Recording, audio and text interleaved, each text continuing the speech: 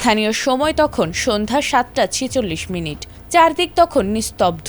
এমন সময় মাটির গভীর থেকে উঠে এলো এক প্রচণ্ড গর্জন। তাসের ঘরের মতো দুলতে শুরু করলো বহুতল ভবন, চার্চের দেয়াল।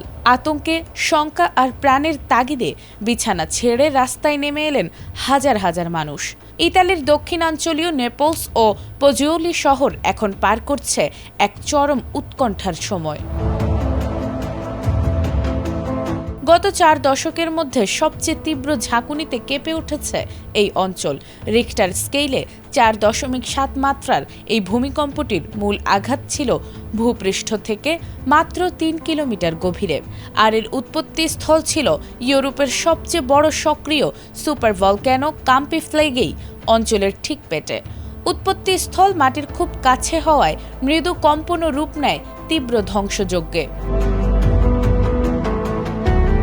ভূমিকম্পের তীব্রতায় অন্তত 4 জন সাধারণ মানুষ আহত হয়েছেন। আকস্মিক বিদ্যুৎ বিপর্যয়ে অনেক মানুষ বহুতল ভবনের লিফটে আটকে পড়েন, যাদের পরে উদ্ধার করে ফায়ার সার্ভিস। সতর্কতার অংশ হিসেবে থমকে গেছে স্থানীয় মেট্রো ও রেল যোগাযোগ।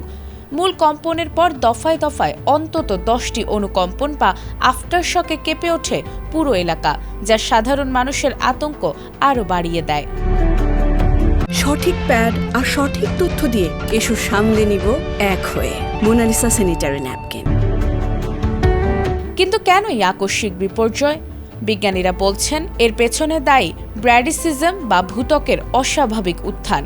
কাম্পি ফ্লেগে আগ্নেয়গিরির ভেতরের ম্যাগমা, গ্যাস আর বাষ্পের প্রচণ্ড চাপে মাটির স্তর প্রতি মাসে 1 সেন্টিমিটার করে উপরে উঠে আসছিল।